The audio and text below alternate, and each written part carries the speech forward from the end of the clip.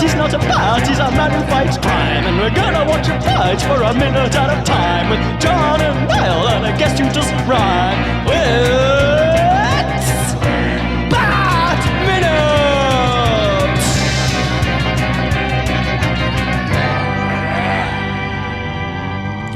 Minute! Attention, citizens of fair Gotham, and welcome to Bat Minute of the Phantasm, the show that is glad that you can't see this, quite frankly. I am one of your hosts, John Parker. And tomorrow you'll either have the episode or I'll have your heart in my hand. Ooh. It's me, Niall McGowan. I'm a bit scared. I don't want to cross you now. I was planning to cross you, you see. So that's a genuine compliment, though, I had for Abe Vigoda. Is that, like, because we've been having loads of fun with Sal Valestra throughout the whole show, just like kind of how crazed and panicked the character he is and stuff. But he's so genuinely sinister in this minute. That's like, oh, and it's just Abe Vigoda, by just naturally downplaying everything. He comes across as like really scary. So, but we'll get to that when we get to it, I guess. We will indeed, because we are joined by a very special guest, a returning guest. We're opening the forbidden door once more, and stepping through from the other side, we have the one, the only, Hollywood Blake Reilly. There's an introduction to expect. Hey guys, long time no talk. Hey, well, on this show, I'm on your show all the time. That's a good point. That's a very good point. I think it's mostly me. It's like I've not spoken to you like since I don't know. About a year. Been, yeah, it would have been like with Jay and Silent Bob reboot, maybe. I think when you maybe or your show, one or the other. Yeah. Oh no, I think we Batman and Robin wrapped like June of last year or something. Like it was like what? It was done for a long. It was the longest hiatus we had. Was and you were on like at the start of that show. Like I remember you were like the first week because it was the hockey scene. It was like, yeah. You gotta get Blake on for that, I guess. So. Absolutely. No, it's funny because I was actually taking this year off MMX shows. This is like one of the only ones I've done. Is you guys? Oh. Like, I'm not, of course, gonna come off of you guys. Of course. Oh, that is an honor. Absolutely. And we are here today to talk about minute 49. That's right, isn't it? 49. It is funny. I blanked for a second. 49. Look at my notes. 49. Even when you said it, though, I was just like, "Is it could it be 49? It is 49 already." Holy I think that's what it was. It just caught me off guard. Like, how are we this far through? But minute 49 starts with dropping an Eve and ends with releasing a squeeze. I ain't dropped no Eves, sir. Best line in Lord of the Rings. Best line. Well, I'll do it beyond the potatoes line. But they're both Sam. They're both Sam lines, so, you know. Well, you're Irish. You have to connect to the potato line. Right? I saw that. I was like, this man gets me. This whole movie should just be about him. All three of them. But yeah. So we do have, the elephant in the room or the statue in the hall. I want to bring up straight away is. Oh, actually, no, before we hop into that, my mind went completely blank there for a second. Big thing we always do this season, Blake, is because Mask of the Phantasm, acclaimed as one of the, if not the best Batman movie, but a lot of people also hadn't come across it. You know, it's sort of a kind of a fan favorite rather than like the public's favorite. What's your history with this movie and the animated series in general? I'm going to be honest with some people. I did not watch a lot of the animated series when it first aired. I did not. Really? I watched it, but I didn't watch it all the time. Like, I was being like, I'll talk about this more later when we talk about cartoons, but like, I was a more Disney person, so I had a lot of Disney Afternoon. I watched Power Rangers, and in my area, Disney Afternoon, Power Rangers, and this show all aired at the same time. Literally at the same time. So it was like, what do you choose? It's a tough choice, that, yeah. Exactly. And then also, I actually watched this movie for the first time in full before you guys started this season, so I could follow along. Oh, well. I watched it in pieces, but it's the first time I watched it in full. Oh. And I loved it. Absolutely loved it. But it's the first time I watched it in full. I don't feel bad about that. I mean, I'm the host of the show, and I'm the same. That's when you were going to sit down to watch it, but then like Tailspin was on the other station. And you're like, oh no, the impulses just kicked in. Well, No, but no, I loved it. I loved it though. I sat and it was on my birthday actually. I watched this. I had like a lot. I took the day off my birthday this year, and so I'm like, I'm gonna catch up on stuff. Ironically, I watched the Power Rangers Network special, and then I watched this. There you oh, wow. You had a retro day there. Yeah. Yep, back to back. Kind of a massive tonal shift though, because Power Rangers is like, oh, that's more like, oh yeah, it's overtly for kids. You know, it's very lighthearted and it's very cheesy and et cetera, et cetera. And then like, now I'm gonna watch the old animated Batman movie, and it's such a downer. Yeah, it was fun though. I had fun. Yeah, at least they had the Joker there to brighten it up from time to time. Although not this scene. This scene is also has a very, very sinister undercurrent to the whole thing. But yeah, it was, you know. I have to ask, who picked this minute for me? Because combination of being from Jersey, there's being a whole mobster scene, and then I'm like, I also feel like I'm watching a scene on a friggin' Secession, which reminds me of WWE right now with the Roman Reigns storyline. Like, who picked this minute? Random had this season's more just like it's trying to fit everybody in, so random happenstances occurred quite a lot of the time. Yeah, it's happened a few times, hasn't it? Even though it is mostly like we'll just fit you in wherever we can. We need all the guests we can. Yes. There's not enough It's minutes. so funny to me when I watch it back. I'm like, wow, you guys threw me into this minute. Like, wow. I mean, yeah, I picked it. Yeah, it was all planned. It was genius on my part. If there was any offense taken of the Jersey mob connection, it was not intentional though. But we are back as Andrea enters the family home and overhears the meeting her dad is involved in. You know, she can hear and instantly tell this isn't a friendly visit. Yeah, but so what's the deal with the statue in the hallway though? Like it's so eye catching. Like I think even if we weren't doing this minute by minute, I'd still be like, what the hell's the deal with that statue? Like it looks like Naked Karate Kid. That's exactly what it looks like. That's weird. Oh yeah, I was trying to go like I was thinking of like Under the Skin or something, or like it's like somebody doing like a kind of half, walk like an Egyptian, like Carl Beaumont's a big Bangles guy or something. But no, you said it's 100%. That's the crane kick. That's it. It's right there. It's exactly what it is. Now you've mentioned it, you've ruined it for me because I was looking at it thinking that's quite an erotic statue, and now I'm thinking of the Karate Kid. You're welcome. Yeah, I mean, you could do a lot worse than Ralph Macchio, John. Hey, I agree. Now. Not when I was going to say not when he's a kid, but he's not even a kid in that movie. So. No, he's like 25 or something in the movie. Ralph Macchio's a Jersey guy as well, isn't he? Yep, he is. Oh, Hey. but there you go. Oh, it was all planned, Blake. It was 100% planned. Everything's connected. There it is.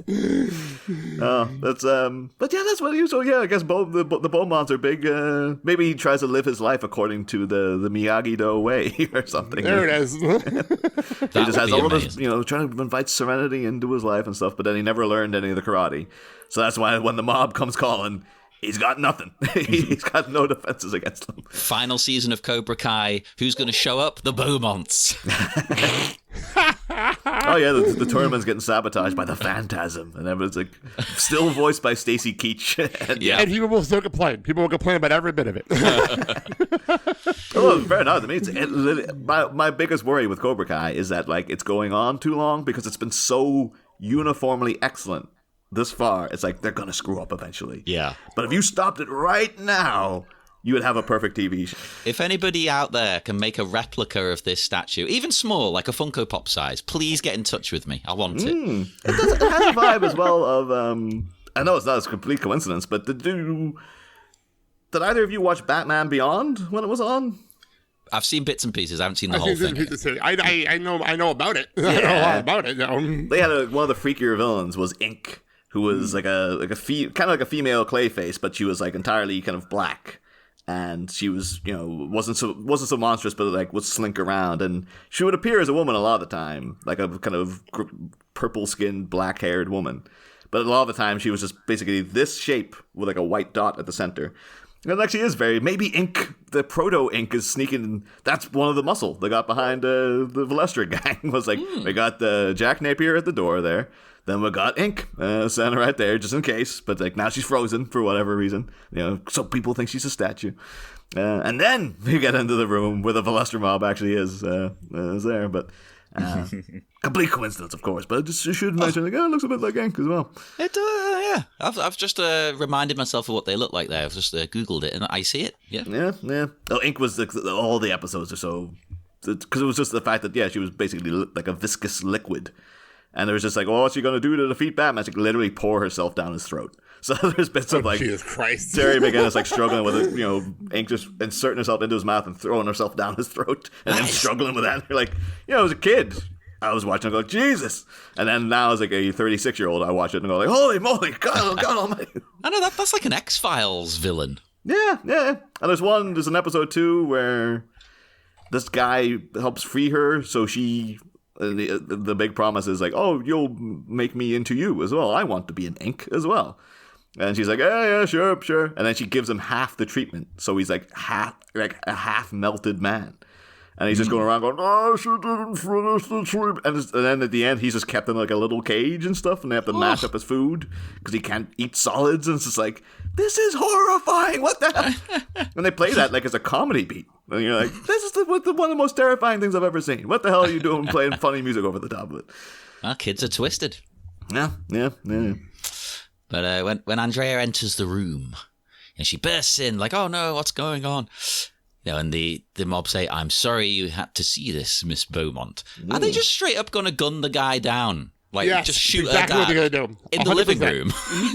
No, 100% what they're going to do. That's dark. You think the mob tend to be a bit more discreet, don't they? Like they'll kill someone, dispose of the body. This seems like they're just going to shoot him and walk away. I think when they eventually do get Carl Beaumont, Jack Napier, or the tall man, of course, as he's called in the script, I think he does just leave the body, doesn't he? Because Andrea goes in and just screams whenever she finds him. So I think that's their style. It's like, well, this is a statement. Like them, Carl Beaumont, like embezzling their money, I think is what's happened here. Like they have to make an example of him. So this isn't like, oh, we want him discreetly to disappear. This is like, that's true. We want people to find this, to see what we don't want Miss Beaumont to see what happened because that's his daughter, but everyone else should know what happened to Carl Beaumont.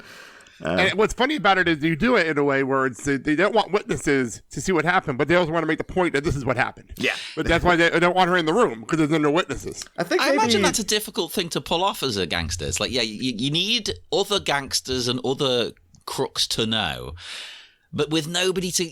And even the police, they need to know, but not actually know, if that makes sense. It's like, well... That makes sense.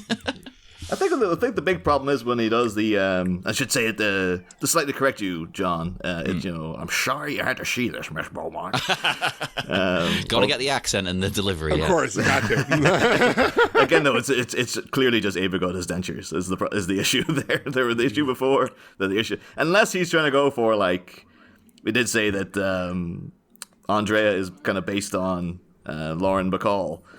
Famously paired up with Humphrey Bogart way back in the day. At 19 years old, when he was 45, they were pairing them up as a romantic couple. Oh, Jesus Christ. Oh, yeah. But, I know that's technically okay, but morally it's no, it's not. It's not. It's not okay. No, I'm talking in the legal sense. You can get away with it, but you shouldn't be doing it. Screw the legal sense. Yeah. But it's not... what are you going to have in common? Yeah. But this, unless Vigoda's going for it, because it is a kind of Bogart way of speaking to do that. So unless that's what he's going for, it's either give him the benefit of the doubt and go, no, he's going for a Bogart thing, or it's definitely his dentures, which it definitely is. or a combination of both. Maybe he's like, okay, so I've got the dentures, so it kind of lets me be able to deliver it in this way. Exactly. It comes off more mobster-like, so that's why with the dentures in. Yeah, that's true. But I think him saying, I'm sorry you had to see this, Miss Beaumont, is more that like, well, we'll have to kill you too, is the thing. Like, I thought that, but at the same time, if you go back to what you were saying a minute ago, it kind of doesn't matter if she sees it. I think maybe because then it might be more if word gets out, like the police mightn't know. If Andrea sees this and then gets away, she can tell the police, these guys did this to my dad. If the body's just found, the police might know who did it, but the underworld will know who did it. Maybe. And they'll be like, even then, we don't know how the system works here, that if the cops don't have witnesses, they probably can't do anything about it, even though they do know who did it. Yeah. The thing is then it'll be like, we know goddamn right that he had connections with Carl Beaumont, the Velesters, they were all in bed together, but nobody saw anything. So what can we do? But if Andre Beaumont saw it, she'll be like, "Oh, these guys." So there you go. 100%. They don't want witnesses to it, but everyone knows who did it anyway. Yeah. That's a tough thing to pull off. Yeah. I should mention though, before we get into at the very beginning, we do get a final snippet. You also get I guess another line later in the minute as well, but we do get a brief reprise of Dick Miller. The great Dick Miller is back for. Think of the start. You hear him going like, "You're a cheat, Carl," and then later on he's like, "Take it easy, Carl." But of course, Dick Miller, obviously Mr. Futterman from Gremlins, etc., etc. Yeah. Talked about him way back at the beginning of the season, because that's when he died. But Chucky Saul lives now. He's back, baby. Somehow Chucky Saul returned. And he's a Sith Lord. But I should mention that in the documentary that they made about Dick Miller, called That Guy, Dick Miller, we went, kind of broke down, like, I watched it, and here was the highlights kind of thing from it. A thing he mentions towards the end, and you see a little bit of behind-the-scenes footage of, is that he was making a short film in 2014 with Abe Vigoda. Which I was frustrated in watching it, because he's like, "Yeah, we never worked together before." And I was like, "You did, though." Like, I guess technically, like, we know Andrea Romano like to have everybody in the room together, but I guess with like something this minor, like Carl, Chucky Saul gets like 2 lines. Yeah, so why would they bring him in for Dick Miller all the way back to just do 2 lines? But he's like, "Nah, we can have him do those remotely or whatever." That's probably what he means. Like, he probably hasn't seen the movie. He's just like, "Well, I never met that guy before." Yeah. But you see him too, because they're both like, that's near the end of their lives. And Dick Miller looks very, very old, but he's like 90. And Abe Vigoda looks like a skeleton in it. Like, he's so old in it. He's so old. It's just like a skeleton and a bow tie and like a really old suit. But the intriguing thing about it is that the movie was called Cutaways. And it actually sounds like it would have been really good. Because it's basically about, like, what would the exact pitch of it be? Like, it features 3 characters. It's Abe Vigoda, Dick Miller, and Charlotte Rampling. And they're all playing characters that they played in movies previously that were cut out of the movie. So apparently Abe Vigoda was like a major character in The Conversation, like the Francis Ford Coppola movie, The Conversation. Oh, yeah. As like Gene Hackman's friend / lawyer. And they cut him out entirely. Dick Miller famously was Monster Joe of Monster Joe's Truck and Tow in Pulp Fiction. Cut him out of the movie. And apparently Charlotte Rampling was in Vanishing Point back in the 70s. Charlotte Rampling, very famous English actress. I don't know how big she is in America. But yeah, and then obviously Vanishing Point, big cult movie that Tarantino riffed on for Death Proof. Like, they outright keep mentioning Vanishing Point in it several times. And yeah, her part was cut out of that as well. And it's like them in some sort of like netherworld of like a kind of like cut character limbo kind of thing. And you're like, "Oh, that sounds like that'd be fun. I must look up to see if I can get this movie." And you can't. Like, it's not been released anywhere digitally because it was made as like an art installation.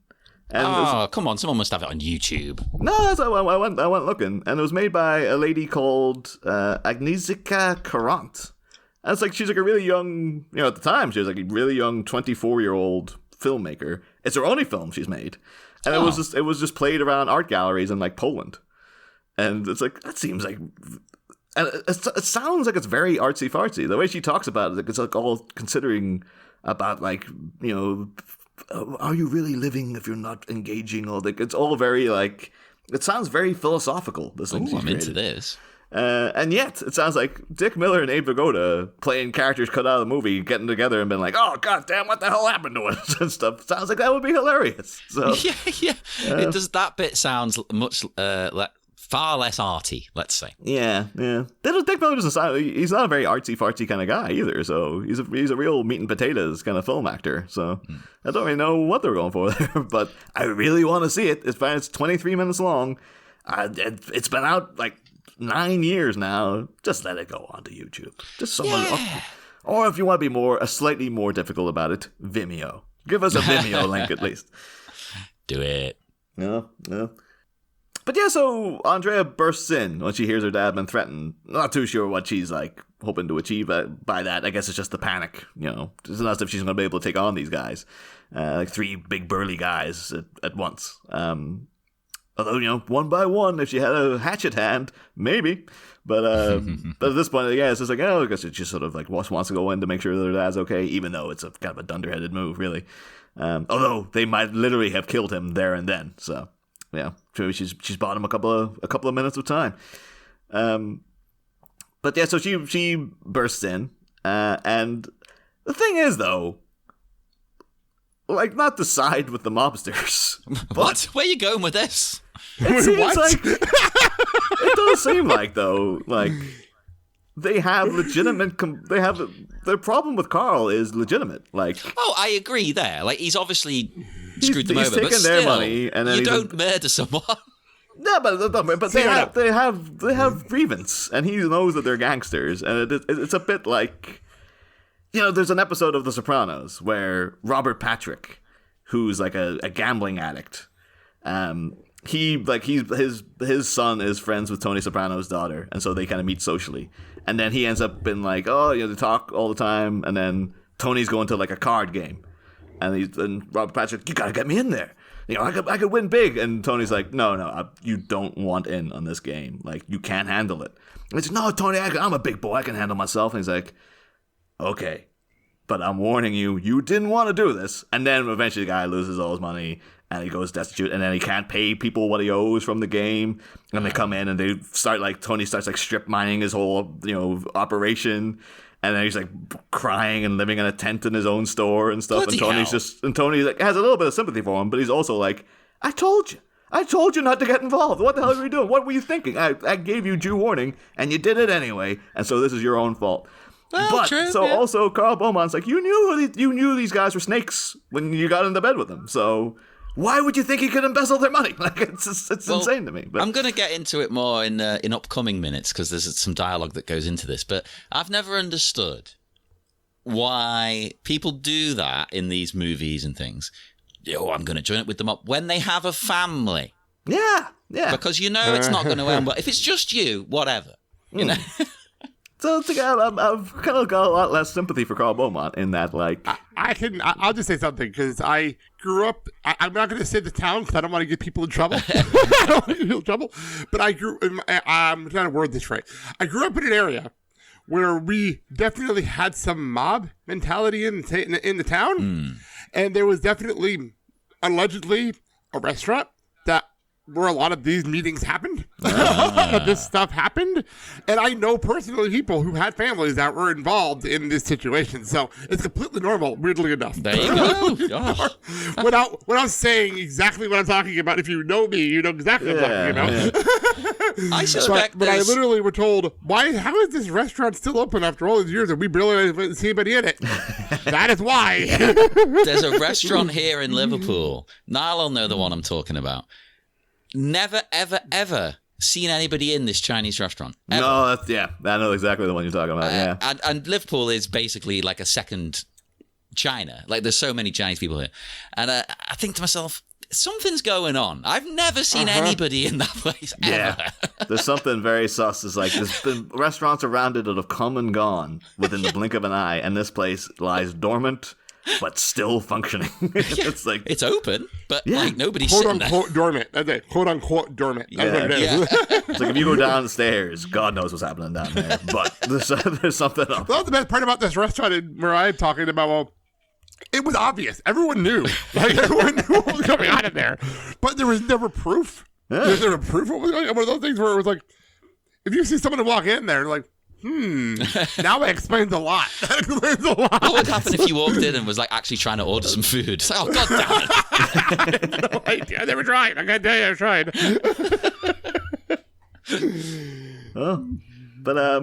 But yeah, so Andrea bursts in, and then we have sorry I had to see this, Miss Beaumont, and Buzz grapples her from behind.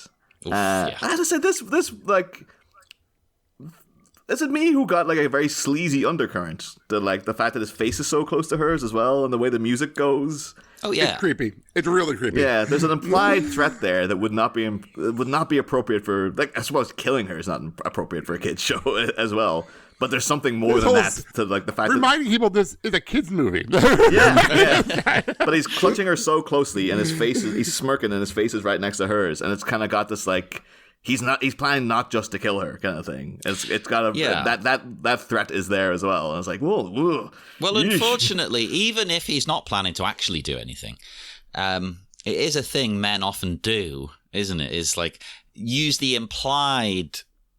I'm not going to say the word. But use an implication, let's say, to threaten women even more. Buzz Bronski would never hurt this woman. He would never hurt any woman. But they think that he might because of the implication. Yeah, exactly. If she thinks he might do something like that, then she's even more scared to, fight back. I don't know if Exactly. I don't know if it's more or less sinister though, because in the novelization they specify that like he starts like basically choking her at this point, like the whole. With his in hand. the movie, it seems like there's that little sleazy bit, but also it's just that he's holding her there. But in the novelization, they're really stressing the fact like she's turning blue by the end, like he's actively. Because I have it paused where it's like he does have like her like a headlock kind of a thing, but I think it might be we don't want to go too violent with men on women. Yeah. In a cartoon at the end of the day. I think it's more designed to put like very much pressure on Carl of like we're killing your daughter right now kind of thing, and that's what. But in the movie, it's like it's not quite. It's more like there's this implied threat there. But in the novelization, it's like, no, she is dying right now, kind of thing. I think that's the best compromise to keep it appropriate for kids. Yeah. Because if he's just straight up strangling it, that's going a bit too far, isn't it? Although I wondered then, though, because as we get later in the minute, Valestra blows the smoke into Carl Beaumont's face. And we mentioned in previous minutes when we blew the smoke into Bruce Wayne's face. Is the whole Phantasm thing of having all the smoke everywhere supposed to be Andrea making like an ironic callback to Valestra smoking all the time? Because the whole thing's about this guy, and his big thing was smoking. And there's shots of him like, surrounded by plumes of smoke. And so it feels then like if she's going for that, also Buzz Bronski like crushing her against his chest right now. What happened to him? He got crushed by a big statue. Like... Is she going in for, like, it's like an ironic death department? Like, what I was planning to do was, when I went into Sal Valestra, was like, I was going to smoke him to death. I was going to just blast him with enough smoke so he starts choking. That'd be amazing. Then that was my ironic death for him, but never happened. And then Chucky Saul, I guess, was like, it just kind of happened. Like, he didn't really do anything to me, so. He should have been, like, on the way out, he's like, hey, let's you and I take a ride sometime, baby. And, that's why he dies in a car or whatever, something like that. I'm into this idea. I like that a lot, actually. It's really smart. I like that. It feels like that's what they should be. Unless like the filmmakers are like, well, that's what it's implied already, isn't it? But Buzz Bronski like kind of crushing her, and then originally in the script it was he was supposed to be like she would suffocate him in cement. Like that was his original death. See that again? You can't put that in a kids' movie. Exactly. At the end of the day, this is a kid's movie. I don't. Then again, think about the DC movies, the DC animated movies later on. They could do that in those movies because, they're like rated R. This is not. If it was the Batman, you'd be like, okay, yeah. Oh, in the Batman, they have the commissioner Trevor from EastEnders gets a friggin' rat inserted down his throat and rips out through his stomach. Like that's what those. And it's like that is horrific. And he didn't even really do anything to you. Like, well, what the hell, man? Yeah. But yeah, no, I'm thinking it's coming from the ironic death department over here. As Andrea is like, I was tapping into like, Buzz was crushing me, so I crushed him. Yeah. Valestra loved blowing smoke, so my whole thing is a big smoky villain, I guess. I do always like it when there's a villain who'll kill people in that ironic way, using their own thing against them, kind of thing. Hoisted by their own petard. There it is. But Carl promises, to get the money by tomorrow. He'll have it wired over as soon as the banks in Europe are open. And I just thought, isn't it wild to remember a world that wasn't pretty much 24/7? You could probably just do this. It could be 3 a.m. in England or whatever, and you could probably still do it. Yeah. I think the problem here is that Because he says at the next minute, it's like, oh no, it would take weeks to free up that money. Oh yeah, So he's lying. he's lucky now. If it was set nowadays, he'd be like, my phone's broken. Like the app is down or whatever. Yeah. They're doing Well, maintenance again, on the app. How much money are they actually? I forgot how much money are they actually looking for. That might be one of those situations where he can't, even now, he can't do that online. It's too much money. He'd have to go to an actual bank. But there's no way in hell he can take the kind of money out. Yeah, there's got to be restrictions on how much you can transfer, right? Yeah. There is. Like, it literally, there's like sometimes we had a situation recently where we had to deposit a check. It was too much. It was only in the thousands. Oh. It was like, we're not talking about millions here. We're talking about thousands, you know? I get the impression from this, it's millions, right? Yeah. Exactly. So, like, maybe even now, you'd have to go to an actual bank to get actual cash out. Or at least write it. Or it'd be a check. Yeah. And help it doesn't bounce. You know? It's going to be one of those, I was expecting it to be like the end of that Simpsons, though, which is like, oh, you still owe us the money. $48. Like, here's 50. And do your change, and we think of you. The banks in Europe to open. I'm surprised Valestra falls for this, quite frankly, because like I don't even know entirely if he does. Like he kind of looks over the two guys, and they're like, "Oh yeah, give him more time," because maybe like I guess they still really want the money. They might not entirely believe him. Yeah. But they're like, we don't really want to kill him because we just want the money back. So Valestra looks over at that photo of them all sitting at the table going like, oh, I can't stay mad at you, Carl. Like, go ahead. Yeah, go ahead. It's, I'll give you 24 hours. All right. Yeah. He could have played that game. Like, I'm good for it. We've been pals for a long time kind of thing. Yeah. I know they're not really friends, but you just lie. I was thinking about that. That's the fantastic line, though, of the, I'll give 24 hours. By that point, you'll either have the money or I'll have your heart in my hand. Which is just like, oh my God, beautiful. Such a beautiful, creepy, eerie, devastating threat. And the way he just holds the hand out as well. Like, oh, love it. It helps that he's got a great voice. Yeah. But who does this guy think he is? Mola Ram? I bet next time I see him, just Kalima. Abergona kind of looks like the Mola guy as well. Maybe that's who they were originally looking to get, and they're like, oh no, we cast the wrong guy. Maybe. Yeah. I should mention as well, though, just as we see Stacy Keach here, obviously voicing Carl Beaumont, kind of in a panic state and in trouble. One notable thing about Stacy Keach is that he actually served time in prison. Oh. And it was at the height of his fame as well. In 1985, he was arrested for trying to smuggle 1.3 ounces of cocaine into England, into London, England, in Heathrow Airport. They randomly chose him and his secretary or whatever for selection. One of these freak things. And yeah, they took him aside and he had a load of coke on him. And he actually went to Reading prison. Like they do it and ship him back to the US or anything. He's like, no, he pled guilty immediately. And they sent him he spent 6 months in prison in Reading in England. Mate, I was about to say, I assumed they would have sent him back to the US, but maybe because it was only 6 months. It's like, well, by the time we process everything, there's kind of no point. Yeah. I think, too, he was like, he felt really guilty. And I think Stacey Keach, I think he's a good guy, genuinely. This is probably coke for personal use or whatever. So he's like, okay, I guess I shouldn't have done that. Yeah. I'll take the knock on the chin. But annoyingly, it was when Stacey Keach is most well known to a lot of people for the Mike Hammer series. He sort of revived the Mickey Spillane character, Mike Hammer, in the 80s. He was like an old noir private detective guy. Proper fedora, all that stuff. And that show was a big success in 1984. They're all getting set to go in to do season 2. Oh no, the main actor is now in prison for 6 months. What are we going to do? And they even had to get in some noted voice actor Rich Little to do the narration for the last few episodes, because what he was actually over in England doing was going over to record the voiceover for Mike. God. Oh, jeez. Oh, come on. They should have let him do it from behind bars. Just send someone in with a recorder. Well, apparently he said like it was the lowest point of his life and stuff, but he thought he was quite blessed because they made him the librarian in the prison, and his job was to read out the letters sent by family and friends and stuff to prisoners who couldn't read or write.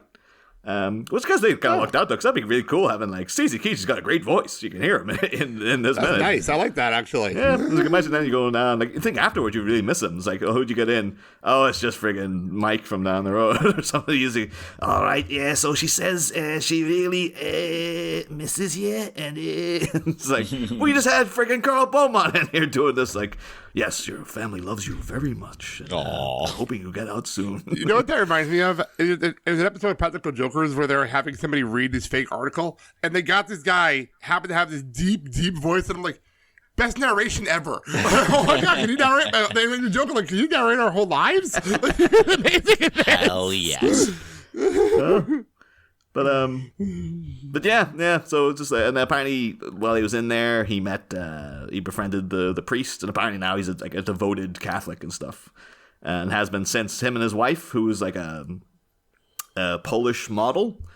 A lot of research for this minute. Poland kept coming up a lot for some bizarre reason too, because at the end that Cutaways movie was like, I was only released in Poland and stuff.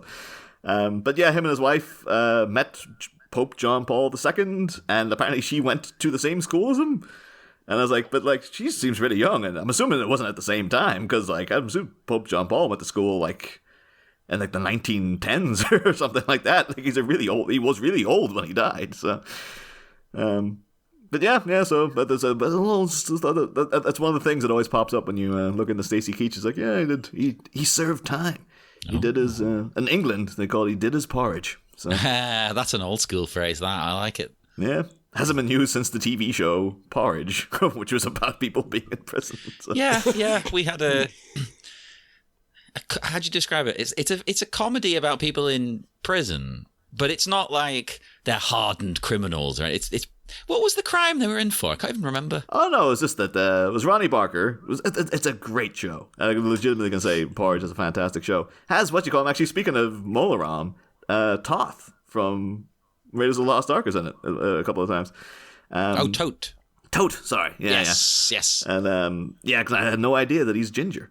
Because you never see him without the hat, really, in Raiders, and then he shows up in Porridge and he's ginger. It's like, what the hell? I may be a ginger, but you've ruined the character for me now.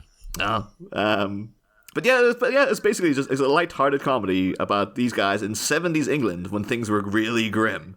And like Ronnie Barker's is like, habitual criminal, just always gets caught for doing minor infractions, gets sent back to prison every time. And then it's basically, the main plot is like, Richard Beckinsale, who's Kate Beckinsale's dad in real life.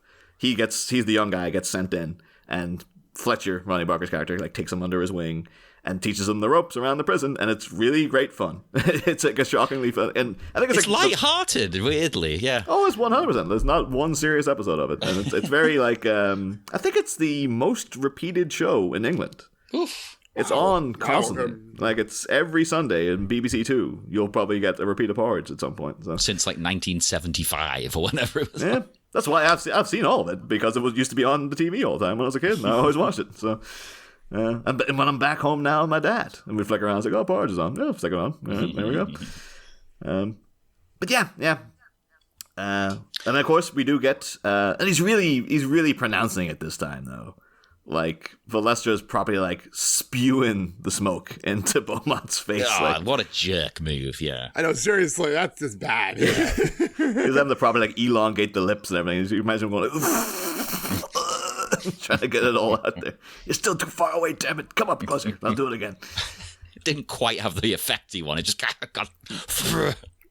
I did look into to see if because you get like some notorious old cigarette ads now, like the Flintstones promoting cigarettes and stuff back in the day.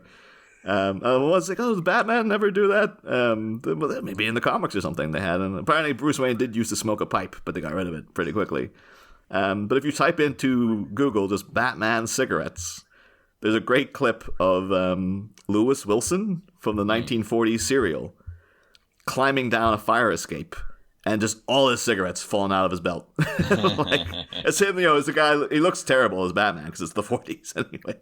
But he's like clambering down this fire escape with Robin. And as he's going, you see out of the utility belt, like about 12 cigarettes just like flittering out. Because I guess he was just tucking them in under or something. And then he just goes on as if nothing happened. But inside it must have killed him. It's like, oh, God damn it. Nobody's stealing any of those. I need them all. We get a line as well. He goes, they've made this agreement, so they're all going to go. He's like, let's go, boys.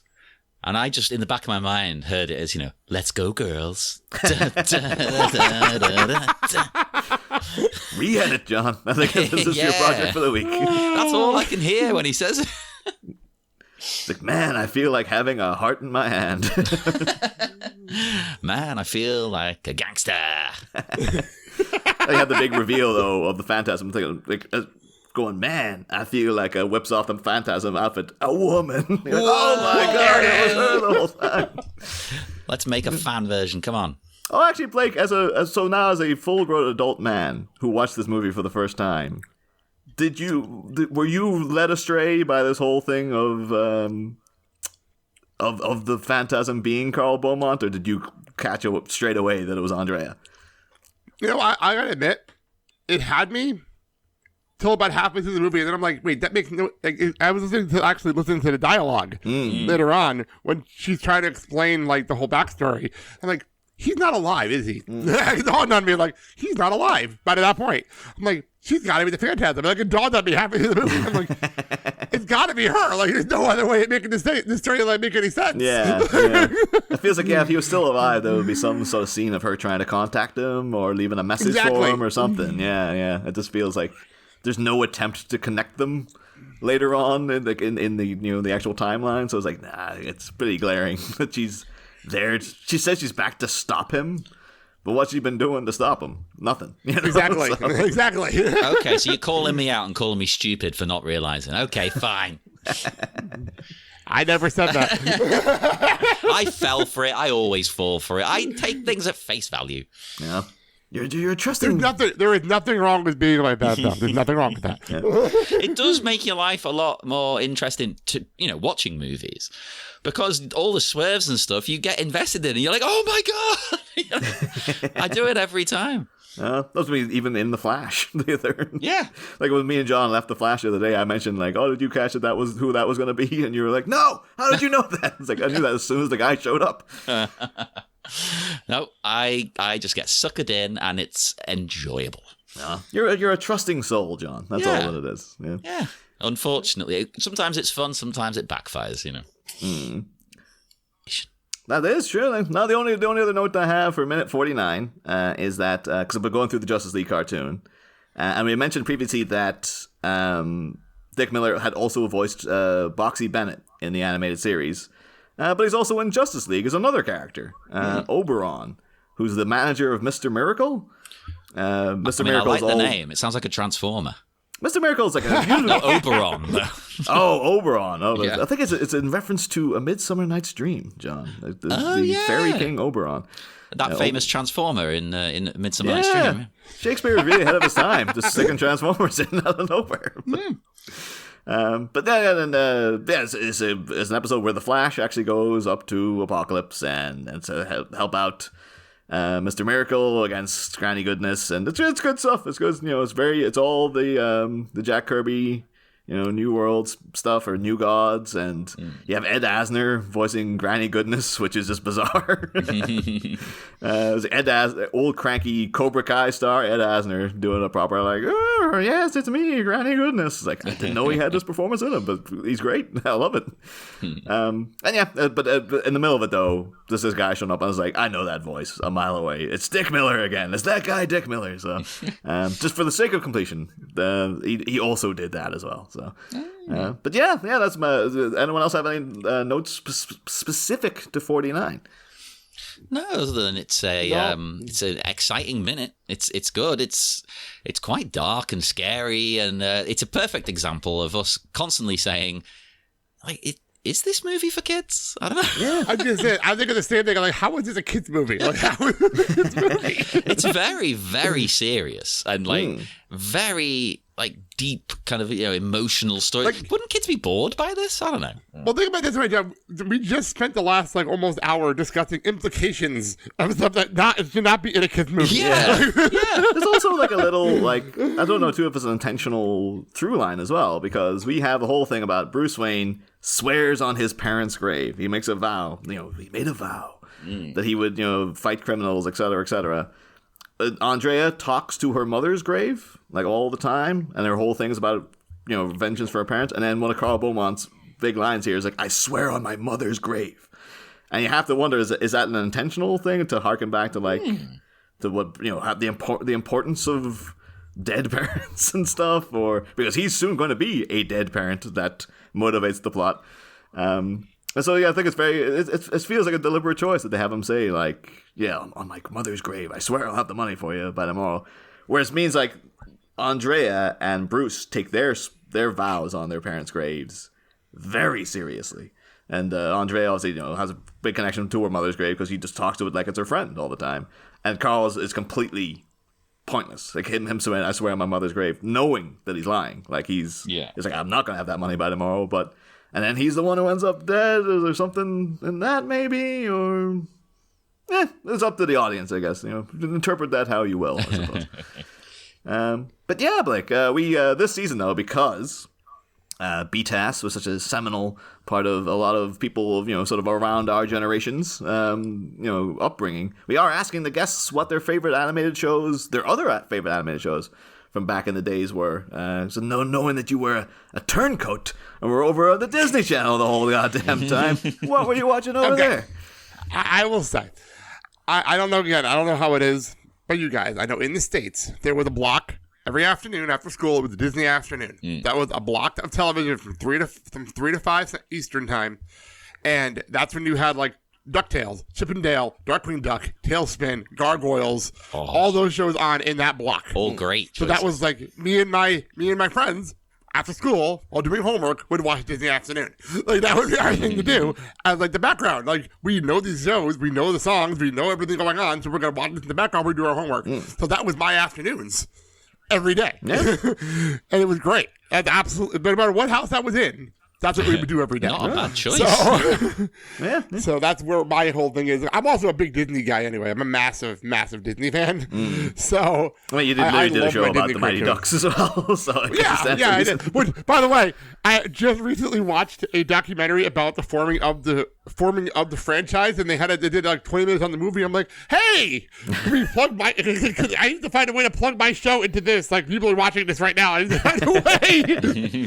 So somebody's throwing random like posts like in the middle of like a Sunday afternoon randomly saying, so if you're watching this ESPN documentary, I did a podcast about this movie. That's so weird when people bring these things up. You always feel like, I've done so much work on it. I want to be like, did you know though that we like there's so much more information you're not getting into right here. No, exactly. That made me laugh. But no, I'm a huge Disney fan. Or like I would watch the Saturday morning cartoon blocks. I would get aggravated when college football would be on and like New Adventures of Winnie the Pooh wasn't on. Like that kind of stuff. Like that's the kind of stuff I would get aggravated. What is this crap? Oh, no, it was a nightmare. But to this day, I despise Wimbledon. Like the tennis tournament at Wimbledon. Because when I was growing up, we didn't have like we called over here Sky TV or cable. Therefore giving us access to like all these friggin' different channels. You just had 6 stations in Ireland. You had the 2 Irish stations, and then like the 4 sort of the English ones that we were getting over there as well. And every year when Wimbledon came around, you had weeks to just take off the kids' cartoons so people could watch tennis. And the games always overrun, don't they? So if there is something scheduled, it won't happen. You're like, oh, thank God this is like, no, it's not. And then you go over to the Irish stations because they wouldn't be bothered with it, but then they're not doing anything. You're like, no, we're showing Neighbours now or whatever. You're like, no, come on. It's funny. I'm not sure if this happened by you guys. I remember at NBC, they used to do every year, they used to air this special on like the Saturday morning before thing where they're like, here's all the new shows that are coming out this year. Here's all the new shows. And they did a whole hour special on how animation is fading out and we're doing more live action shows. I'm like, are you really like paying a hat on this? Like Saved by the Bell is becoming popular at NBC, so there's more live action shows airing. So they literally made an entire hour special. I felt like they were complaining to NBC through this special, saying, look, you keep taking off our shows. You keep taking this off. I guess you got to stand up at some point and go, like, somebody has to do something. But, What about the more recent? Because you're a big like I watched DuckTales and all back in the day too, but I've been trying to watch the because they redid it to some success. Oh, there. the new DuckTales is fantastic. The new DuckTales is fantastic. Yeah. I thought that was great. I'm also a huge Phineas and Ferb fan. Oh, okay. Like I love Phineas and Ferb. Like literally one of my favorite cartoons of the modern era. Like, I need to give that a watch. show. I haven't seen any of it. It's coming back actually next year. Oh, well. It's coming back finally, and it's what I love about that show is they don't take themselves too seriously, Hey. and they have so much fun. And every show has like a song, and like they created like a whole soundtrack of their own world in this show. Okay, that sounds great. Like it is fantastic. I absolutely love that show. Yeah. Like I have a playlist on my phone from Spotify of all Phineas and Ferb songs. Oh. Because there's just so many good songs in that show. I think I tried with the DuckTales reboot, and it was good, but it was just like the original voice of Scrooge McDuck is so burned into my memory. Oh yeah. And then knowing that it's David Tennant, and every time he speaks, I'm like, "That's David Tennant. I know that voice." That's too distracting. Like it's kind of like to their credit, it got really good near the end of the series because they realized we may not have much time left, so we're gonna throw everything at the wall. Like they brought back Darkwing Duck. They brought back they're bringing back Chip and Dale. They brought back all the Disney Afternoon characters in episodes on DuckTales because they were not sure if they're going to have the time to do it. Like it was really really cool. Like they randomly brought Goofy in to do a Goof Troop bit. Like it was just so random stuff like that. Like this is so much fun. Yeah. I remember the whole thing too was like it was like the Webby redemption project because Webby was so annoying in the original show. They made her a badass. Yeah. They made her a badass on the show. They gave her like a best friend who was like a witch. Like it was such random Yes, stuff. it's like, oh, it's Kate McCucci doing the voice. She's like a main character now, but she's not annoying as all hell. It's great. No, she did a great job. It's a great show. It turned out to be a great show. Yeah. All on Disney Plus now as well, I believe. So, Hey. but yeah, I mean that's me noted out for minute 49 anyway. Same here. We will head off into the dark night once again. Blake, would you like to tell people where you can be found online or promote any of your 8 million wonderful shows? Well, it's funny. I'm currently in 2023 only doing one podcast, which is shocking for me because I realized I needed to put my full brain into doing the 10-year anniversary of the Blake and Sal Show with Mark because we're in the middle of that right now. It's been a crazy year. We've done live shows in different states. Like it has been a crazy year. We're having a lot of fun doing it. But yeah, our 10-year anniversary, theblakeandsalshow.com. All our information is over there. We are in the middle of the summer, and our schedule gets a little wonky in the summer because, we like to take a summer vacation. But I also have a con on the schedule. Like we might be doing a live show at a con. I'm still waiting for confirmation on that. So it's a lot going on, and it's a lot of fun. And that's that. But if we're referencing all my other shows, I might as well get them in here. Yeah. Defy the Mighty Ducks, where I broke down the Mighty Ducks films from 5 minutes at a time. We went through all 3 movies. And also, for those who did watch that E60 documentary, and they talked about the pregame fitness shenanigans of their opening night, we did an episode about that. Hey, nice one. Because it's so ridiculous that it had to be done. Like, it's one of the most ridiculous things I've ever seen in my life, and we had to talk about it. And that was that. I'm also I have currently on hiatus. It's a podcast, Entertainment Apex, which is under some restructuring because I got kind of bored and I needed to stop doing the show for a little while. I needed to stop. Mental stress, had to stop. So I'm in the middle of restructuring that show. And then you have Clerks Minute, which is returning next year. Ooh. We are bringing it back for Clerks 3 next year to tie in with the anniversary of Clerks. And I guess I'll say this here, because I've only talked about this one other place over on the Blake and Sal Show. Clerks 3 is actually going to be my final MMX movie. Oh. I'm stepping down from the format after that movie. I wanted to finish Clerks Minute one last time, and then after that, I'm retiring from the format. So, because it's just exhausting. You guys know. It's exhausting. Yeah, and I just have a lot of stuff on my plate. My kid's going into high school, so I need to step back from some things. Yeah. So next year will be my final movie. So it's an appropriate movie to go out on, I think, really, as well. Exactly, so, yes. That's all my stuff. I have very mixed feelings on Clerks 3. I've just got a real, oh man, that movie left the bad taste in my mouth after. We'll have to get you on next year. Oh, totally. We'll have to get you on next year to talk about it. If anything, mixed feelings makes it more interesting to talk about.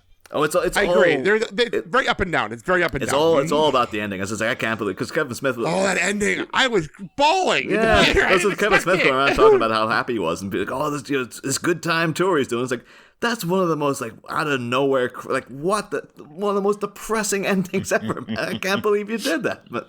But not, Yeah, no, if you John haven't seen it, go see it, watch it. the- It's definitely good. It's a really good movie and extremely meta. Oh, it's But very that ending. it's- I did not expect that ending. Yeah, not at all. And again, that was my whole thing afterwards. It's like, I don't know if I like that movie because of that ending. Like, I've actually only watched it like one more time because that ending hit me so hard. Yeah. I have the DVD and I still haven't sat and watched it again. Yeah. Because it's just like it hit me so hard. oh, we'll get into it next year, I guess. Definitely.